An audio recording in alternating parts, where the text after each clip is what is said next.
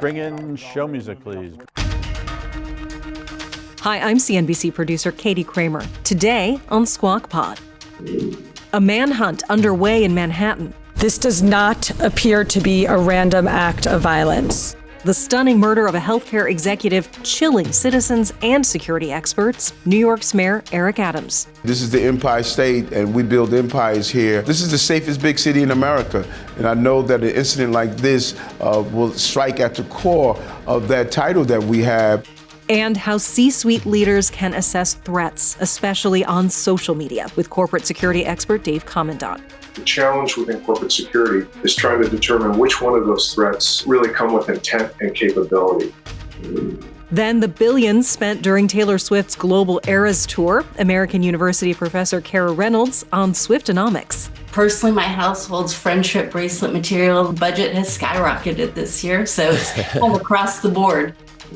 Plus, a few familiar names heading to the new administration, and welcome to the world of I don't know what. Roaring kitty memes, stocks move. There's only a couple of people in the world who I think have that level of influence. Roaring Kitty's one of them. It's Friday, December 6th, 2024. Squawk Pod begins right now. Stand Becky by in 3, 2, 1. Cue it, please.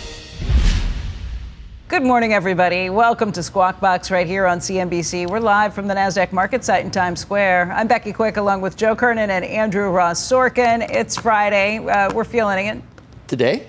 Friday. Oh, I better not do that. I better not do that. Do what? People think you're People serious. think I'm serious and don't know. What day Look, I don't always know what day it is. I know when it's Friday. Right. Now to the latest we want to bring you right now on the murder of that United healthcare executive in Manhattan this week. Police releasing these photos from a hostel on the Upper West Side of a person they say is, quote, wanted for questioning in connection with the shooting. Comes a day after they released these photos of a masked man taken from a Starbucks in Midtown prior to the shooting. Those are among the leads of the moment that the investigators are chasing into the man who fatally shot Brian Thompson. Meantime, police are investigating the 3 words etched in the bullet casings found at the murder scene. Those words, delay, deny, and depose, and they echo a phrase commonly used to describe insurer tactics to avoid paying claims. It's also the name of a book that describes exactly how to do that. Supposedly they have a water bottle and a burner phone and they have the DNA fake ID. stuff. Yeah, they have a lot of evidence. And they did say that it's possible on some of the unfired rounds there could be even fingerprints or DNA. It's a lead story, or one of the lead stories in the Journal. Dozens of security chiefs from U.S. companies, large U.S. companies, they're all scrambling. That's what I told you. This was literally as DealBook was going on. Yeah. But, Andrew, this was the whole conversation that afternoon. Threats against executives, big business, corporate America, fueled by social media and the fraught political environment. I mean, I hope it just doesn't become a thing. There have been a flurry of stories on X, people posting the troubles they've had with their insurance companies who have denied them insurance on some of these issues. By the way, I would say this points, a lot of this evidence would point to the idea that this is someone who was very frustrated by their claims getting denied. But if you were trying to sway people, the police are also saying this is evidence that would point you towards that direction to try and throw them off the scent, too. So they're going to get to the bottom of this and try and figure out what's happening. But it is kicking off a huge storm of questions being asked through corporate America about the political climate, the environmental climate in this country, and safety for a lot of them. And you can pick your thing that you're mad about. If you're very populist and anti-big business, I mean, it could be vaccine makers, it could be price gougers, it could be... I don't think we need to give anybody any choices. I think that they make up their own minds. We're not going to be but think about how many, especially given the way corporations have had a target on their back in terms of they do all these horrible things, and it could be... I can give you 10 industries that have a bad... I'm sure you could. I think it's best not to. Okay. Honestly, we're talking about... I'm going to give you the top 10 businesses that people think are really, either gouging or unfair or... I mean, anybody who's a little crazy that have his own vendetta against something. Right, and I think that it's that they want to have. Let's keep that vendetta in somebody's head. In the meantime, though, business is reacting to some of these things. Insurer Anthem Blue Cross Blue Shield is walking back a policy change that drew attention online after Wednesday's shooting. Last month, Anthem decided to limit reimbursements for anesthesia during surgeries and medical procedures. It would have reimbursed doctors based on time limits that were determined by the insurer, not the doctor. That change triggered outrage from the American Society of Anesthesiologists, but went largely unnoticed until Wednesday. In a statement to NBC News, Anthem said there has been significant widespread misinformation about an update to our anesthesia policy. As a result, we have decided to not proceed with this policy change. A spokesperson said the change was designed to clarify the appropriateness of anesthesia consistent with well-established clinical guidelines and safeguard against potential anesthesia provider overbilling. Before the policy reversal, the states of New York and Connecticut had already stepped in to stop the plan from going into effect. You could also talk about this in ways. I mean, I can see how it's ripe for maybe abuse because we hear about, self-referral between the. Can you imagine if there's something taking a little longer during an operation? And they decide to cut off the anesthesia. I mean, you couldn't do that. That's got to be, that would not be allowed. Well, if someone's under and you bring them It's the constant out. battle between doctors and insurance companies, where doctors say you need this, the insurance company says no. But there's this is what- self-referrals too. The doctors that own, I don't know if you can do that anymore, but they used to own a lot of the testing facilities and send person for all these, unnecessary. It's a complicated healthcare system. There are a lot of pressures that are coming to bear on it. We're going to see more of this in the next year. There are some new picks from the incoming Trump administration out late yesterday. My friend, David Perdue. He has chosen former Georgia Senator David Perdue, congratulations, to be his ambassador to China. Is there a more important ambassadorship? I don't know if there is. During this time, probably not. There's the two largest economies in the world. Senator Perdue, ambassador to be Perdue, served in the Senate from 2015 to 2021. Before that, he was the CEO of several big companies like Reebok and Dollar General.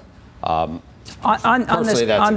this pick, it's interesting because there are so many China hawks in the nominations that he's already put forward, including Marco Rubio for Secretary of State.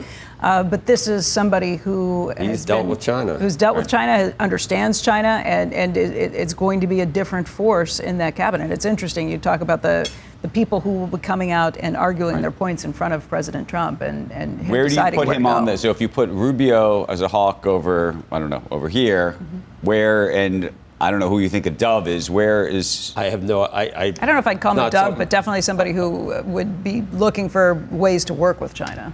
He's a great.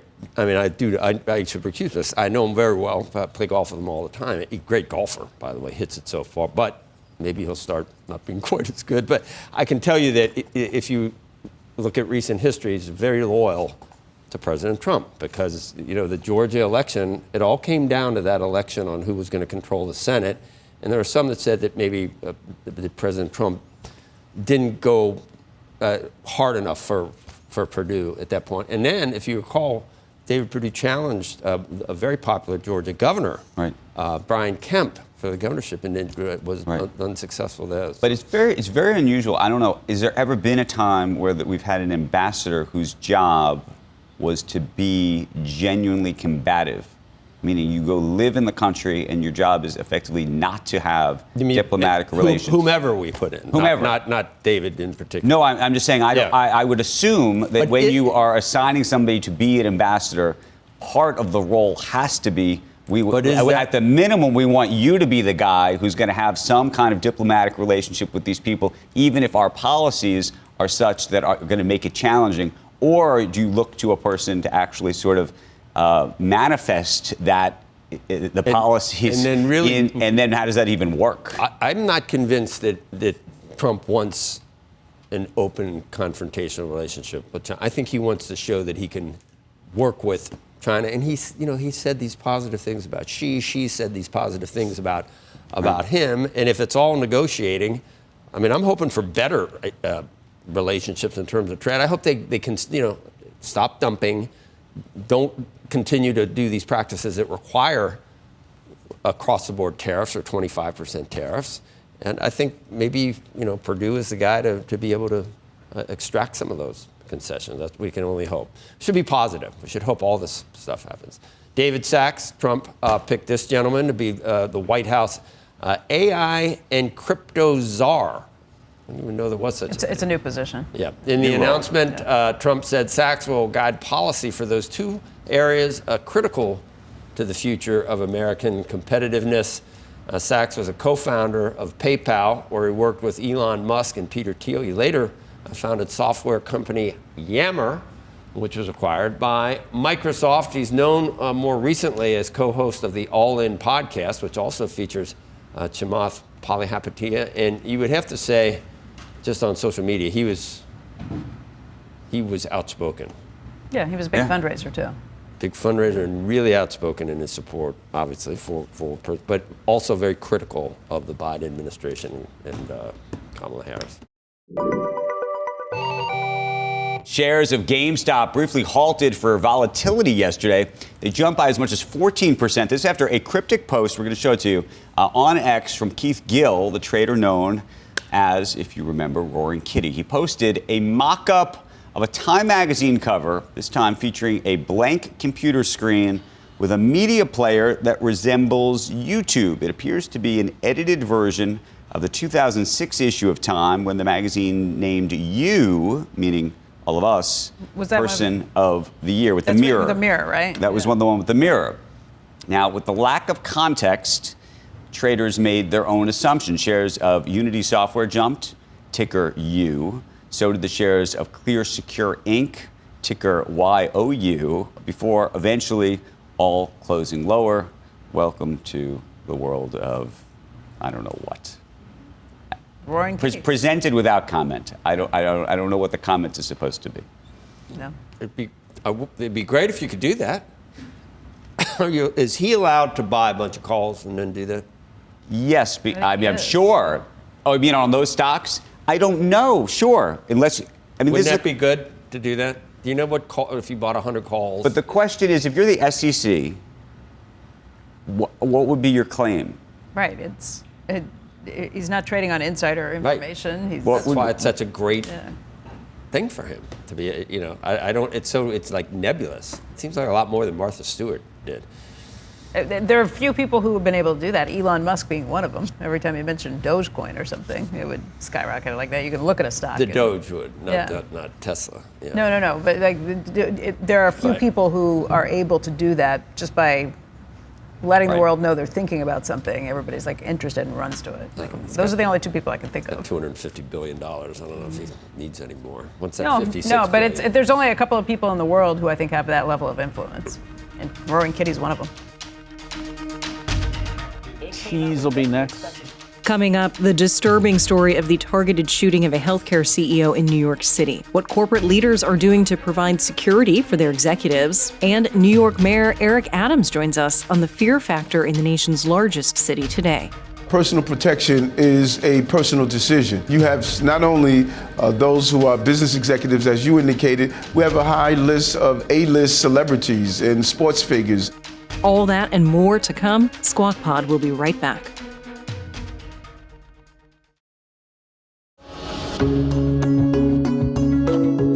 Welcome back to Squawk Pod. I'm producer Katie Kramer. On Wednesday, a masked man shot and killed United Healthcare CEO Brian Thompson in Midtown Manhattan and fled the scene on foot and then, we think, on an electric bike. A citywide manhunt remains underway today, spanning Central Park and nearby hostile public transportation. But for our executive audience here at CNBC, a big question looms. How important is personal security for corporate figures? And how public does a figure need to be to merit a detail? We asked a former Boeing VP and security officer, who now runs his own risk management services firm, Dave Commandant, who explained analyzing the source of risks. There's layoffs ongoing right now. There's pressure within the workforce. So you've got an employee population at times that feels under pressure, that creates internal risk.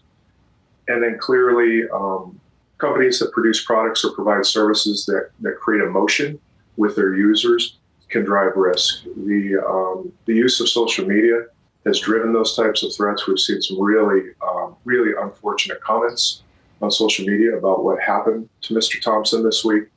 And so social media gives folks a forum to really voice their opinions on things. And the challenge within corporate security is trying to determine which one of those threats really come with intent and capability. So you're really trying to separate the needle from the haystack. So Dave, that's the big question, I think, right now. If you are the leader of a company, CEO, CFO, I don't know how far down the title rank you want to go, and there's the question, should you be walking around with security? Should there be somebody with you when you travel? I mean, I think those are the big questions. Some companies obviously assign security, require it, key men provisions and other things like that. Others don't. I actually went on a walk with a CEO about 3 weeks ago, and I realized that there were two guys actually like 30 feet behind us, and I said, "Are those guys with us? Are they with?" And he said, "Yeah." And I was surprised, to be honest with you, because I didn't think that this individual needed security at all. It was for you. And no. But then there are others. And there's other people who I know who I actually think probably do need security, or I would think they should have security, and they don't have any. And so there's a sort of very interesting sort of juxtaposition. This fellow said, "Look, he said it's an insurance policy. Given what's going on, that's it." It's a small now I'm dying to know who this is. For this is. larger insurance piece, effectively, not insurance in the health insurance. Someone that used to help this guy was shocked that he came back here alone. I mean, it is shocking. So, David, I know it's a little bit like asking a barber whether you need a haircut. Right. But at what point are you supposed to say to yourself, you're getting threats either by email or Twitter or other avenues, and how seriously you're supposed to take that? I mean, I think that is really the sort of the fundamental question. Yeah, and Andrew, it's a great question, and it's one that corporations wrestle with every day. I think the key here is if you have a solid protective intelligence program where you are constantly assimilating threats that are coming into your company, both to your employee base, your executives, threats made against your company reputation. If you're able to do that well, then you are able to separate out those threats that really come with some intent.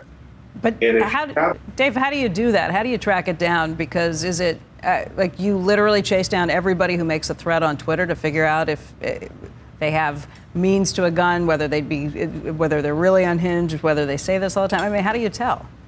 Well, there are many tools that corporate America uses today to gather those threats. And then those protective intelligence teams look at that body of threats coming in. And when they feel uncomfortable with something, they see something that appears to be outside of just normal noise.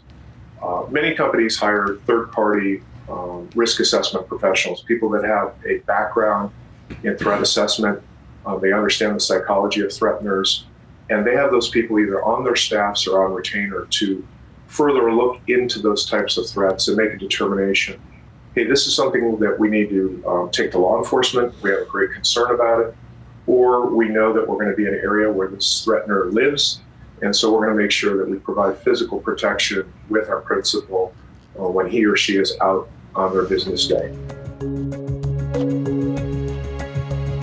New York is home to many business headquarters, but it's also a destination for this time of year for holiday events and corporate events. The site of the United Healthcare shooting at the Hilton Hotel was also set to host the company's Investor Day. So how concerned should high-profile New Yorkers and maybe high-profile visitors be? We asked Big Apple Mayor Eric Adams amid the shooter manhunt.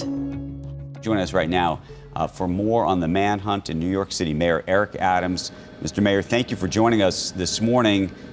This is an event and images that have shaken the city to its core, especially the business community that I think is now more worried than ever about their own security. Tell us about sort of where this investigation stands, and then we'll dig into maybe some of the broader implications. Thank you, and good to see you again. We're asking every New Yorker and American to look at the picture, the photo, and to assist us. If you know him, if his face looks familiar, please reach out to our law enforcement agencies here or your local law enforcement agencies so that we can bring this person to justice and remove him off the streets of our country. This was amazing police work here. This was a fully masked individual, and because of our video surveillance system in this city, we were able to track him and get these videos, these photos that you see right now. It was not an easy task. Within just a few hours, the men and women of our law enforcement entities are going to bring this person to justice. Mr. Mayor, can you tell us, is there any new progress that we don't know about beyond these images which have now been brought to the public in terms of where this investigation stands? Any suspects that you feel like you are closing in on or have a better insight into? Yes, and there's a lot of new information that our detectives and other law enforcement entities were able to find based on their good old-fashioned police work. Right. But as you know, there's a level of sensitivity that you don't want to do anything that's going to endanger the investigation or to tip off the suspect. We will have a full briefing when this person is brought to justice. Mr. Mayor, do you have any sense? I mean, the speculation, as you know, that's rampant is that this is the result of this gentleman's job and that he was targeted as a result of working in this insurance industry potentially, and that this was targeted as a result of that, as opposed to some kind of family squabble or some other event. The reason I ask this is we're on a business network. There's a lot of business executives that are watching, and I think asking the question, how safe are they? Yeah, and I think your question is a good question. And, you know, there's a balance here that I want to strike to, number one, ensure that all of the business people in this city, this is the Empire State, and we build empires here. This is the safest big city in America. And I know that an incident like this will strike at the core of that title that we have. But this city is a safe city. We have an amazing police force, and they continue to have drove down crime the entire time that I've been in office. And so we're going to continue to ensure that safety with the omnipresence of our uniformed police officers and some of the tools that you don't see. But at the same time, as I want to ensure their safety, I do not want to do anything at all that's going to hamper the investigation and the apprehension of the person responsible for this crime. Okay, I got a more complicated one for you, Mr. Mayor, which is, you know, a lot of executives, senior executives, have what's called executive protection. That's the sort of parlance for the industry. Executive protection when you have a bodyguard or somebody who walks with you where you go. There are some people, big name billionaires that you know, who walk around this city completely on their own, without any protection of any sort. There are others that may have even a lower profile that do have that protection for lots of different reasons. How do you think folks should feel about that? Well, I think personal protection is a personal decision. You have not only those who are business executives, as you indicated, we have a high list of A-list celebrities and sports figures. But the beauty of New York City, you can actually blend right into the entire atmosphere of the city. I saw a photo the other day of Manning saying that this is the first time he took the subway system, because our subway system is the safest in almost always over 14 years. When you in New York, everyday New York is a hustle and bustling going on with their daily lives, that they're not focusing on individuals, and people should go on and continue to live their lives. I think it was just mentioned that we're one of the number one tourist destinations for 2025. This just goes to show you no other American city was on that list. This is still an exciting place to live, to entertain, and to raise healthy children and families because we are safe. Mr. Mayor, I want to pivot to a different topic, which is immigration. You're meeting with Trump's border czar next week. You also, and you came on Squawk back in March and talked about those debit cards that you were advocating to be giving to migrants. That program is ended. But I'm curious whether you think in the end that was the right decision or the wrong decision, not to end it, but to begin it. Yes, and they were not debit cards, they were food cards. And some of the sensationalism that was attached to it didn't understand the full mission. These were food cards. The law requires us to feed the migrants and asylum seekers that are here. We saw that there was food waste. And during the emergency, we gave them food cards where they had to purchase food on those cards. Instead of purchasing it from large conglomerates, we were able to spend the money locally in our local stores, our bodegas, our supermarkets. This was a smart idea of recycling the dollars within our city. And the reason we ended the program is because of the job we've done. 220,000 migrants and asylum seekers in the city, 170,000 we were able to move to the next leg of our journey because of smart policies. We brought down the cost of the migrants and asylum seekers. This cost our city $6.4 billion that the federal government should have picked up the price tag, and they didn't. So we made the right decision. And I think now we have an administration that we can work with to further secure our borders and deal with this immigration crisis we're facing. What's been the reaction to some of your comments that you made earlier this week about immigrants and migrants that have come to the state illegally, and what may happen under a Trump administration? You've suggested you're going to work with the Trump administration. There's others, obviously, in this city who, and this is been considered a blue city for a long time, that have suggested you shouldn't be. Think about that for a moment. Imagine 4 years of warring with the president and not working with the president. Our country is about how do we move our cities forward, and that's what my goal is going to do. And people say you're changing comments. It's the same comments. When I was on your program last year, I talked about those small number of migrants and asylum seekers who are coming here committing violence in our city. And those acts of violence are unacceptable. Not only are they unacceptable to everyday New Yorkers, but they're also unacceptable to migrants and asylum seekers who are here. Anyone that commits a crime in this city should be held accountable. And those who are here based on the guests of our city and our country, they should be removed from our country after they serve their time. And I've been consistent on that no matter who's the president at the time. What's your relationship right now with President Trump, President-elect Trump? He made some very nice comments about you, as you might remember, at the Al Smith dinner. Well, I'm a nice person, so people should make nice comments about me. I have a big heart. I love the city. I served it as a police officer, state senator, and the borough president. And so President Biden made nice comments about me when he came to the city. And I visited him in Washington, D.C., and talked about crime. He helped us with crime issues. I think we should have done a better job around securing our borders and not having cities pay this awesome amount to deal with a national problem. And so when I communicated with the president, it's the same thing I communicated with President Biden. We need resources for the city of New York, and I look forward to working with his administration and bringing those resources to this amazing city. Question about your own personal situation. You said earlier this week that President Biden and President-elect Trump now agree on one thing, which is that the Biden Justice Department has been politicized. You said that in regard to the Hunter Biden pardon.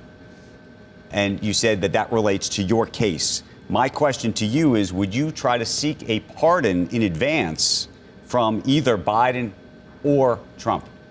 Well, I have been extremely clear. I did nothing wrong. I have a great team of attorneys, and any pathway to justice, we're going to seek that.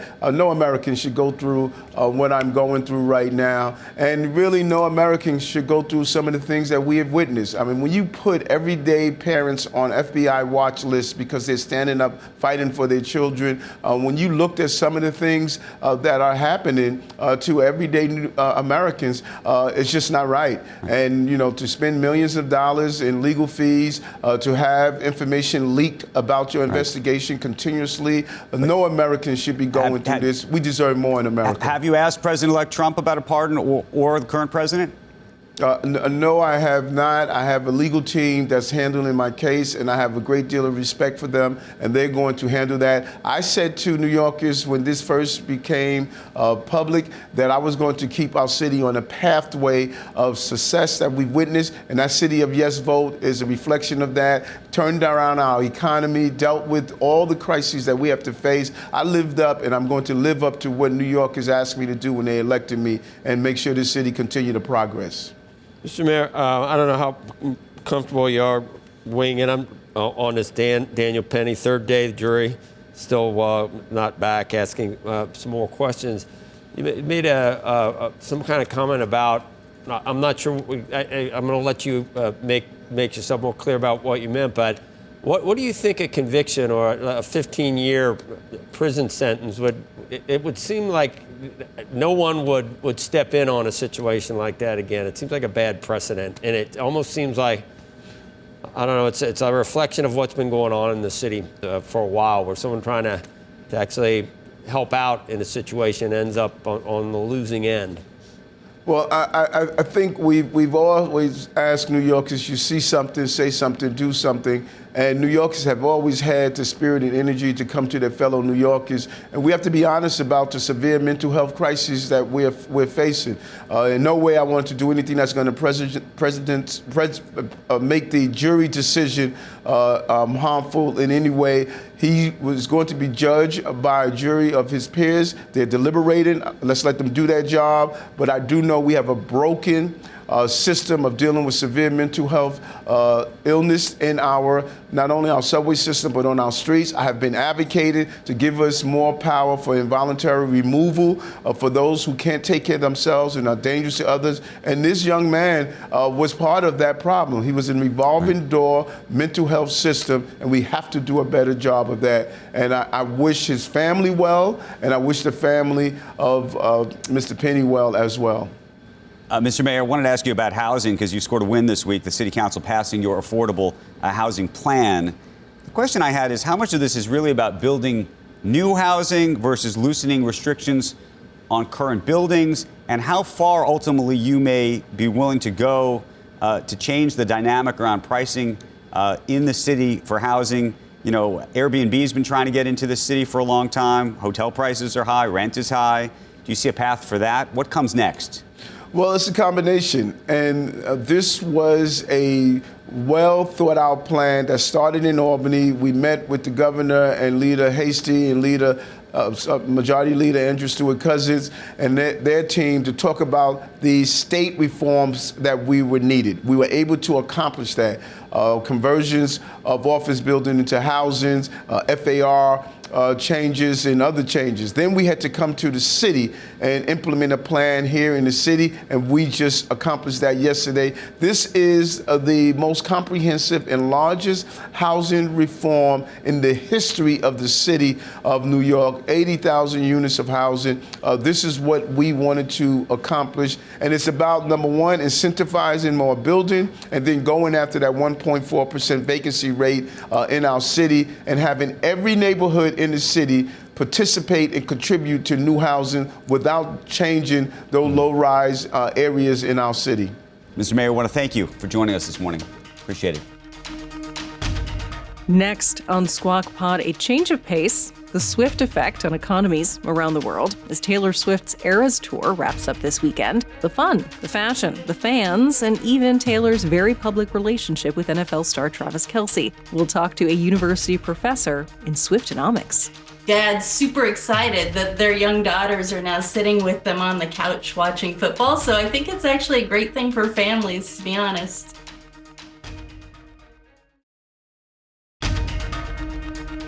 This is Squawk Pod. Up and Andrew, Q. You're watching Squawk Box right here on CNBC. We got a lot going on. I'm Andrew Sorkin, along with Joe Kernen and Becky. Quick.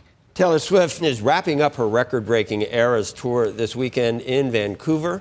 The tour lasted over a year with 149 shows across 5 continents, earning over $1 billion and impacting the global economy in many ways. Let's dive into the Swiftonomics of this. Joining us now is Professor Kara Reynolds. She's the American University Chair of the Department of Economics. But even more so, she's a professor of an actual course called Swiftonomics, which is a course on the economics of Taylor Swift. And I maybe too late, Professor, but Peacock has a great big 4-part episodic documentary called The Swift Effect that we should have had. I think that you should have been part of that. Or were you part of it? I wasn't part of it, but I'll put it on my syllabus for next semester for sure. And it's, I think, two episodes are out, 2 more coming in January. It is probably a big enough phenomenon to justify you actually having a course, because we're talking about not just what the Swift camp was able to generate for itself, but every city, the hotels, the restaurants, the Ubers, there's a huge ripple effect that maybe people don't understand. That's right. In the first 20 cities that she went to, there was about a $5 billion effect of direct spending, especially in the hospitality sector. On average, people who are going to the concert spend about $1,500, not just on the tickets, but it's on the outfits and the transportation, food. Personally, my household's friendship bracelet material budget has skyrocketed this year, so it's kind of across the board. That's the thrust of it, and maybe they love each other. The way the whole thing has happened with it's almost a partnership with the NFL, Professor. Yes, absolutely. I mean, I hear over and over again, dads super excited that their young daughters are now sitting with them on the couch watching football. So I think it's actually a great thing for families, to be honest. And then on top of everything else, there's, I don't know how much you talk about the change in the business model for the way movies are produced and distributed, because AMC, just actually produced. I guess that Taylor can't produce the movie, but distributed by AMC, cutting out a lot of middlemen. I think a lot of studios weren't real pleased with that, but it's a whole new business model. It's been done with Beyonce, and it's probably going to be done again and again and again. Yeah, I think a lot of studios were kind of aggravated because she met with several of them and kind of got a lot of ideas, but most of their ideas were about streaming, like what would happen after the theater. And she really wanted to create this experience for her fans that weren't able to go to the concert in the theater, because part of the benefits of those concerts is the camaraderie with the other fans, and that's what she wanted to create in the theater, and that's what she did with AMC. Well, the stated intention, it's expensive. It's expensive to go to see the Eras tour concert, and I think that in sort of an altruistic way, the Swift people wanted every young girl or guy that wanted to see that to be able to have that experience for whatever it is, $20 instead of whatever a ticket costs. And I'm sure they went into the stratosphere in a lot of cities. Right, and I mean, some artists might shy away from that, thinking it would reduce demand for going to the live concert, but clearly it didn't, right? That she has enough supporters that it was the best-selling concert movie of all time and the highest-grossing tour of all time, so they really complemented each other. I will tell you that the CEO of AMC, after the pandemic, it still hasn't recovered completely, and we need theaters, in my view. I love movies, I love theaters, and part of bridging the future for AMC was it helped. The revenue from the Taylor Swift movie actually helped to restructure some debt and to push it out, and it looks very good. The future looks bright now. So it's amazing, Professor, all based on someone who really knows how to write great music, I think. That's why it's such a phenomenon, I think. It's almost a savant, wouldn't you say? Right. Yeah. And, we had this pandemic recovery, right? And her tour also really helped the hospitality sector recover in a lot of different cities. So she's had this dramatic impact across sectors. It's been noted in Federal Reserve Board reports, right, that you can't ignore the economic impact that this tour has had. Well, you chair the economics department at a good university, and it became a course. So it's pretty amazing. That says a lot. Professor Reynolds, thanks for your time this morning. Appreciate it. Check out shares of AMC falling now. The company announcing it has now entered a sales and registration agreement with Goldman Sachs. The agreement would allow AMC to issue up to 50 million shares of its Class A common stock, and that's raised questions, of course, about dilution. The good news is we'll have some more money to deal with debt. The bad news is if you're an equity holder, you're going to get diluted. But this has always been the story and the question is, can they make the timing work? They restructured not too long ago, and it was a big deal. Pushed it out well beyond 25 and 26.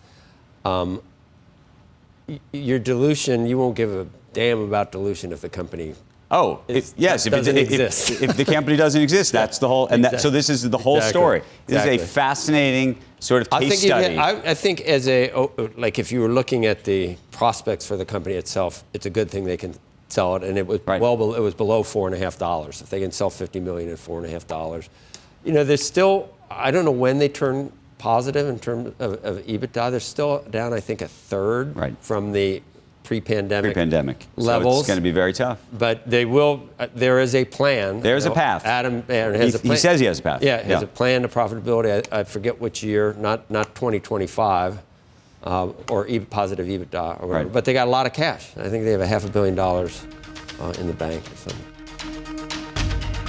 That is Squawk Pod for today and for the week. Thank goodness it's Friday. Squawk Box is hosted by Joe Kernen, Becky Quick, and Andrew Ross Sorkin. How do you get more Squawk Box in your life? Tune in weekday mornings on CNBC at 6 Eastern, or get the best of our morning TV show in this easy-to-listen-to podcast, available every day for free, wherever and whenever you like to listen. Follow us, share us with a friend. And that's it. We'll meet you right back here on Monday. Have a great weekend. We are clear. Thanks, guys.